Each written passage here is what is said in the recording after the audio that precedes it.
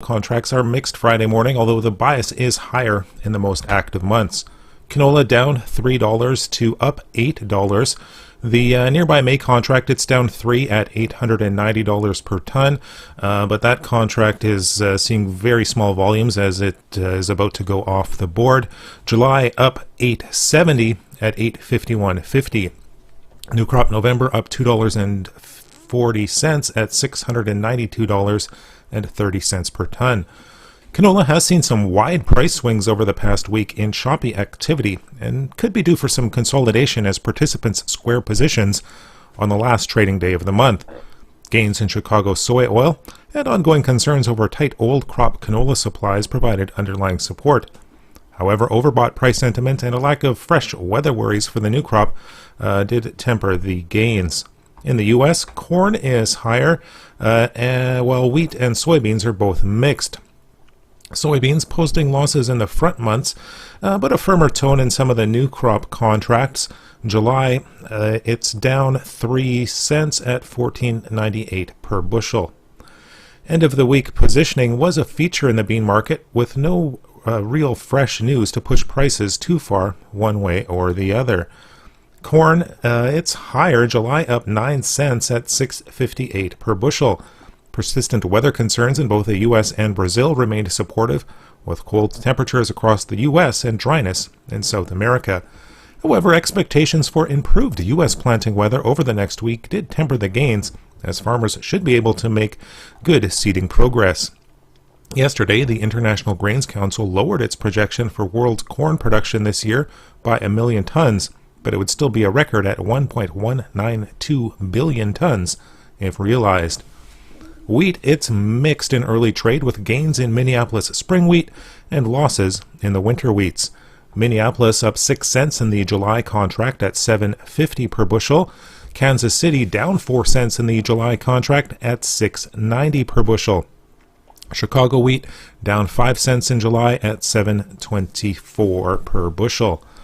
Crop conditions for the U.S. winter wheat are thought to be showing some improvement, but it remains dry in the winter wheat regions of the U.S. and Canada, with competition from corn and soybeans likely cutting into seeded acres as well. That's a look at the ICE futures and U.S. markets for Friday, April 30th. In Winnipeg, for Markets Farm, I'm Phil Franz Warkentin. If you need a tractor that's small but mighty, Butler Farm Equipment in Fort St. John has just the tickets. The Workmaster 25S subcompact tractor from New Holland. With 25 horsepower, a 3-point hitch, rear PTO, and mid PTO, it handles chores a garden tractor just can't. Plus, this economical tractor gives you deluxe comfort and simple 2-pedal operation that makes it easy to mow, load, dig, grade, and more. Stop by Butler Farm Equipment in Fort St. John today to learn more about the Workmaster 25S. The opinions expressed during this show do not represent those of this station. If you've missed any of this show, you can follow the podcast at energeticcity.ca. Now, an in-depth look at the news and information shaping our community. This is Moose Talks with your host, Doug Craig, on Moose FM. Good morning and welcome to another episode of Moose Talks. A little later on, we're going to be chatting with Kwong Wong. He is the Assistant Director for the Pacific Region for the 2021 Census at Statistics Canada. So we're going to talk a bit about what the census means to you and some job opportunities available to you in the piece should you be looking for something extra or something to bridge the gap. Work for the government. Always a good time. But first, the Bc Provincial Budget came out last week, and, well, it's a mixed bag in my opinion anyway, but my opinion doesn't count. We want to hear from our local MLA, Dan Davies, who joins me now en route back home here in, rather I should say, from Vancouver. Dan, so nice to have you on the show. Good morning, Dub. Your opinion counts 100%. Thank you very much. Well, let's start with some words you used in your opinion column you put out about this little budget earlier this week, I believe it was. You called it a lackluster budget from a disappointing premier. Can you tell us why and what you meant by that exactly? Well, do I got an hour here to talk or two? Or we got about 10 minutes, Dan. All right. So here's the thing. we're in a time right now when people are looking toward government for help and support. In reality, we need to start looking at where we are right now in the middle of COVID-19. The economy needs to recover. We need people to get back to work. We need to be supporting our businesses to get them through this piece right now. And between the throne speech, which was the previous week before the budget, and this budget, it doesn't lay out a map of anything that is hopeful for British Columbians, other than a decade of massive deficit-run budgets. These massive deficits are, money that my great-grandkids, our kids are going to be having to be responsible for. And the worst part, you would think, okay, they're running deficits. We do expect maybe a little bit of deficit. There's going to be good use of this money. But that's where the big problem is. There is very little for supporting business. We saw last year the government came up with $320 million to support small and medium-sized businesses. They didn't even get half of that out, so they just rolled it over into this budget. Forestry budget was cut by $41 million, which is like, okay, we need to be looking at our resources. There's nothing in the budget to support our natural gas and oil and gas sector, nothing to support investment in British Columbia to attract these dollars in here. Because that, and I've been saying this since I've got elected, we need to be supporting our resource sector. We need to be attracting that investment into British Columbia, not scaring it away, which is what is happening right now. And this is the issues with it. There's nothing to grow the economy, nothing to really get people working, and nothing for the North Piece. No Taylor Bridge, no extra money for supporting our resource roads, no extra money for the agriculture industry, and the list goes on and on. So it's very disappointing, Dub. I think you said it in that op-ed you wrote.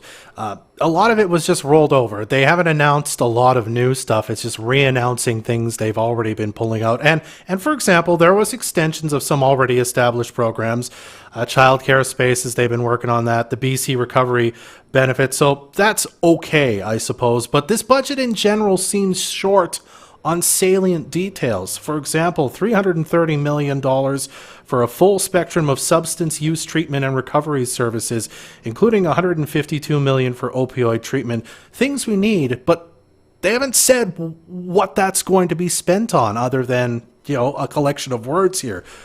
Do you have a sense yet of what the government's planning, or are they just announcing, we're going to spend this, we don't know on what yet? Yeah, and that's exactly it. Trust us.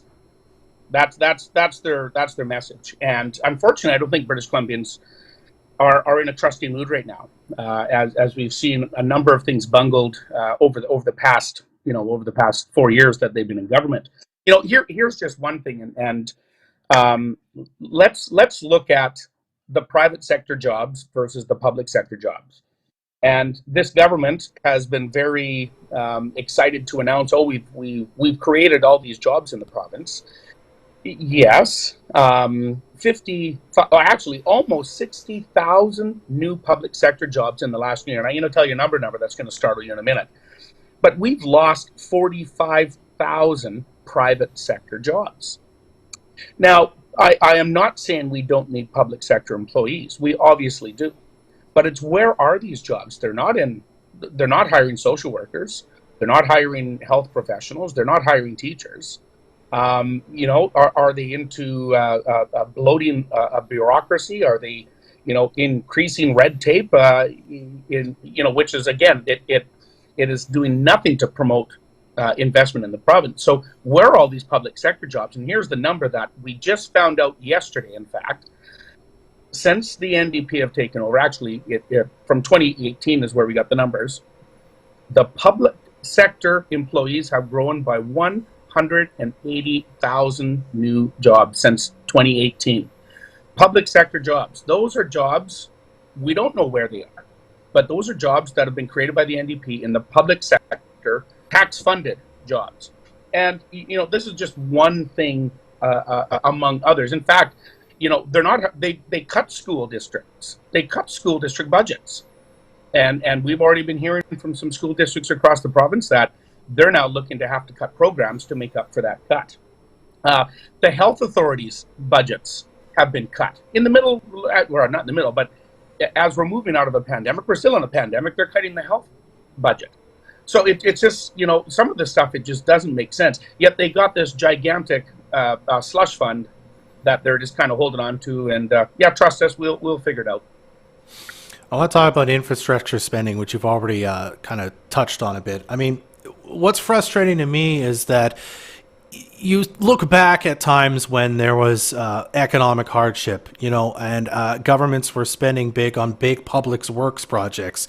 You get something made, you put people to work, that sort of thing. As you said, again, no money for the Taylor Bridge. Not a lot of announced infrastructure spending, really, in general.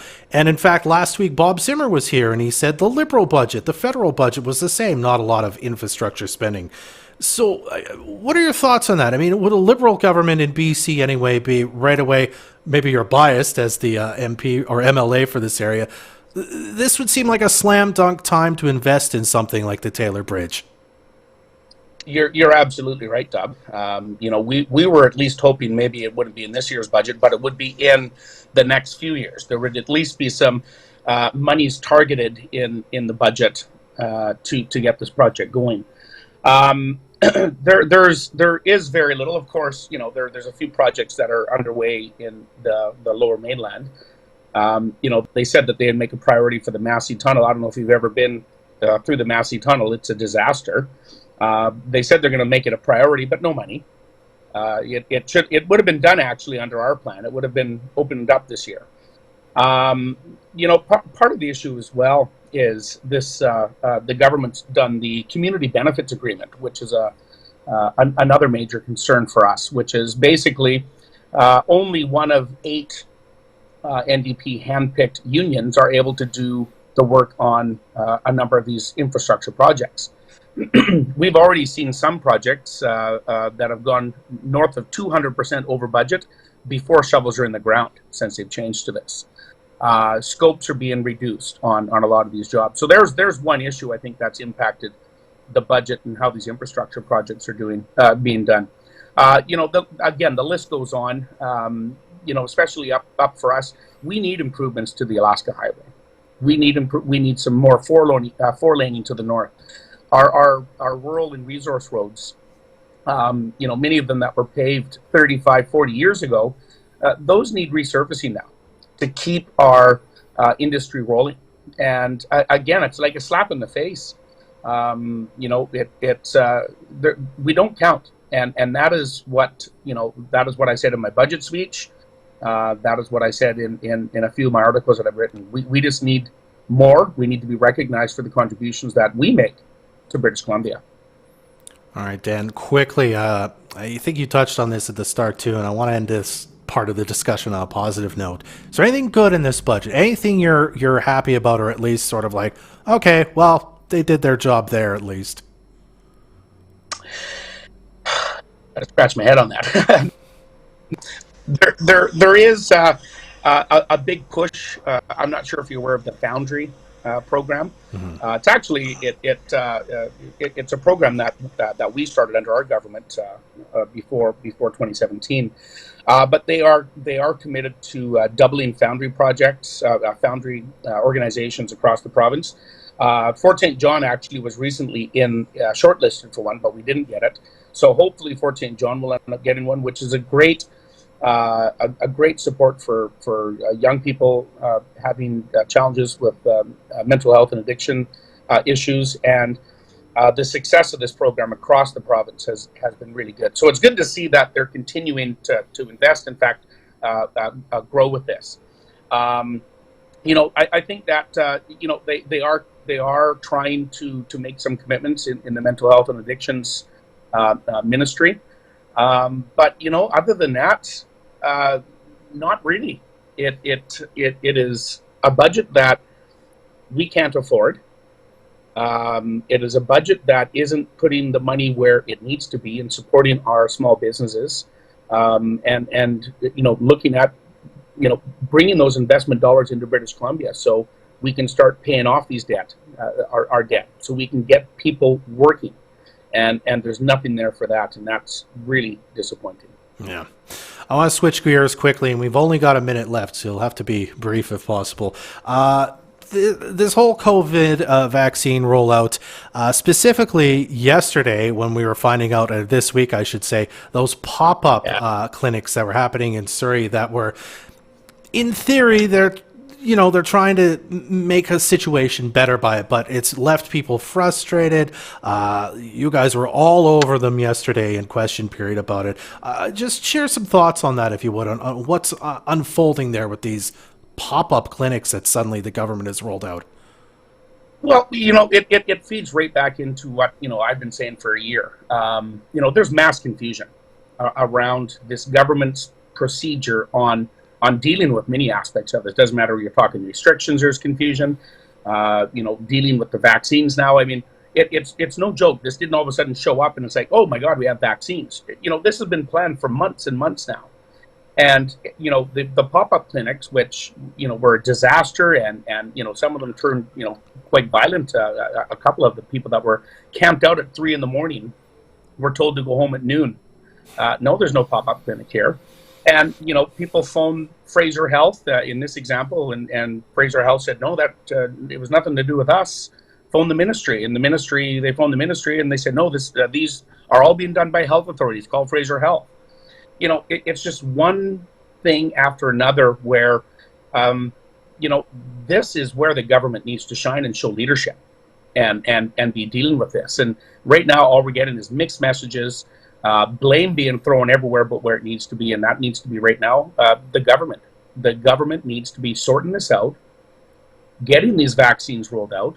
We could talk about the rapid testing, which is a complete failure in this province. We've got 1.5 million kits that are going to be expiring here in Vancouver that the government isn't using. There's, like I say, it's one thing after another, Dub. Unfortunately, that this government has done around this. I'm lucky enough. I did end up getting at the AstraZeneca there last week at No Frills. I appreciate, and people need to follow up and check with the local pharmacies, and hopefully we can get out of this sooner than later. Absolutely. All right, Dan, we'll have to leave it there, but thank you again for being on Moose Talks as usual. Thanks, Dub. Have a great day. You too. That's Dan Davies, the MLA for Peace River North. We'll be right back to talk census right after this on the Moose. You know the greatest thing about living and working in 500 square feet? 1 second you're in the kitchen, you turn around, bam, living room. It's great that there's zero separation between my home and work life. Isn't that great? It's so great. The last year's been really complicated, but the experts at H&R Block can make your taxes simple. H&R Block. Get what's yours. Call your local experts today. 250-785-7549. Located on 101st Street and 99th Avenue. Why City Furniture? Remember this? The little store that makes the big boys cry. City Furniture has grown to over 20 locations. We're locally owned, but with the buying power of the big box stores. In fact, we're one of the larger retailers in Western Canada. And previously, we were named the Western Canadian Retailer of the Year. Appliances, furniture, mattresses. We don't sell, we help you buy. Growing for over 40 years. City Furniture on 100th in Fort St. John. Beautiful design, expert craftsmanship, and exclusively found at Northern Vision Care. Tiffany Frames are a spectacular new line of frames, and Northern Vision Care is the only place in Fort St. John you can find them. See the entire selection of Tiffany Frames, plus more great brands on their website, where you can also shop online. Northern Vision Care also direct bills many insurance plans as well as MSP. Northern Vision Care on 101st Avenue in Fort St. John, also in Dawson Creek, or at northernvisioncare.com. We all have something from M&M Food Market we love. Definitely the prepared meals. Healthy, delicious, and easy for weeknights. I love their selection of gluten-free products. Wings! Love their wings! All the flavors! Now, M&M Food Market is giving you a chance to win a gift card so you can enjoy more of the things you love. Simply sign up your email and receive a ballot for a chance to win a $25 gift card every Thursday until the end of April. M&M Food Market at the north end of the Totem Mall. Visit mmfoodmarket.com. Moose FM is proud to support the Fort St. John Hospital Foundation's 22nd Annual Bluey Day. This event brings our entire community together to show their support for those living with cancer, and it shows. But due to the current health advisory, it has been postponed. The great news is that registration has been opened once again for a virtual experience and gives the participants an opportunity to raise more funds to help reach the goal of $100,000 for the Cancer Diagnostic and Treatment Fund. To register, go to fsjhospitalfoundation.ca or call 250-261-7563.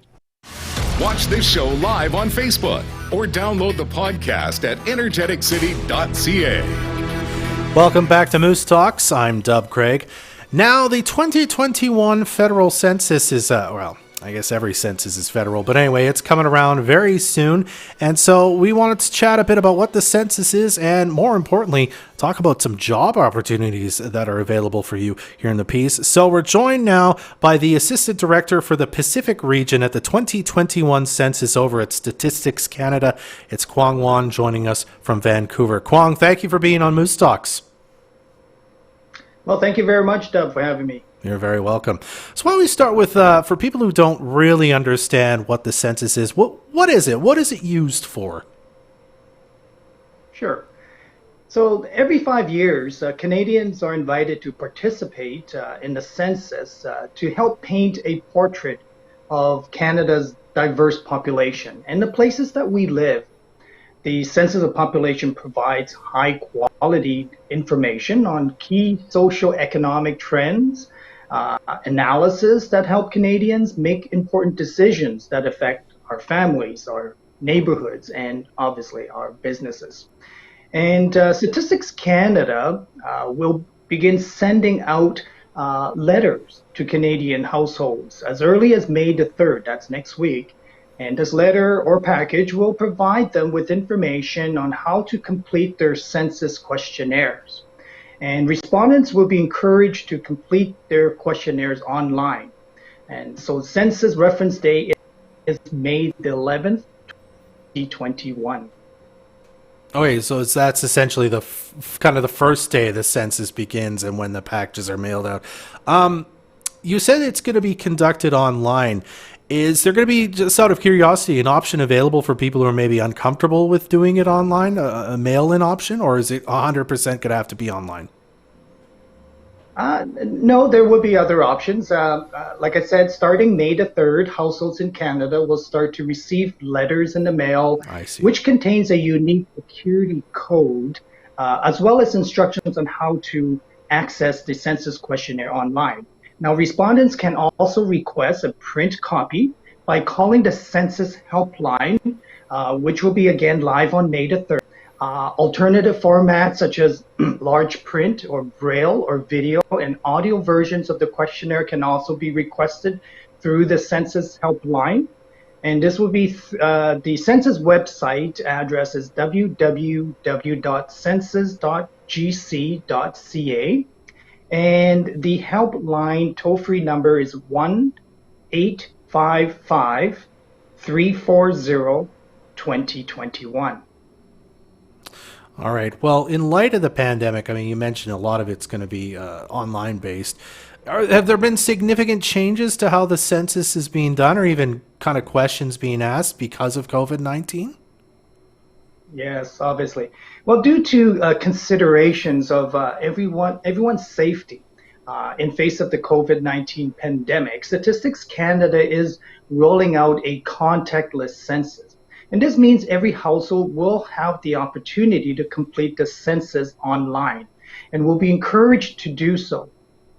If you haven't completed your census question online by May the 11th, our census staff will follow up with you either with a phone call or a personal visit. They will clearly identify themselves, who they are, as well as the purpose of the visit. And to keep everyone safe, our census staff will be wearing personal safety at all times. We will maintain safe social distancing, and we will not enter into your home. Okay, very good to know. You guys are still hiring.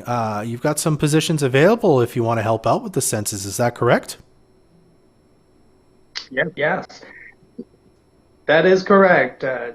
The census of population is Statistica's largest operation that reaches every single household in Canada. And to assist in our collection efforts, we're in the process of hiring over 30,000, about 31,000 census collection staff across the country, including approximately 4,500 in the province of British Columbia. And we're still looking for candidates all across the province. So if you or anyone you know is interested, please direct them to apply on our census website at www.census.gca. And in particularly, we're looking to hire 55 enumerators in our reserve communities around Fort St. John, such as in Suit, Talton, Dease Lake, and Liard First Nations. For reserve areas, we have enumerators in Taylor, Hudson, Hope, Charlie Lake, etc. Okay, wonderful. So there's lots of opportunities available for people. All right, Kwong. And lastly, how can individuals help spread the word about the census to kind of keep on our family and our friends say, hey, you got to fill that out. It's important. Yes, that's right. That's good.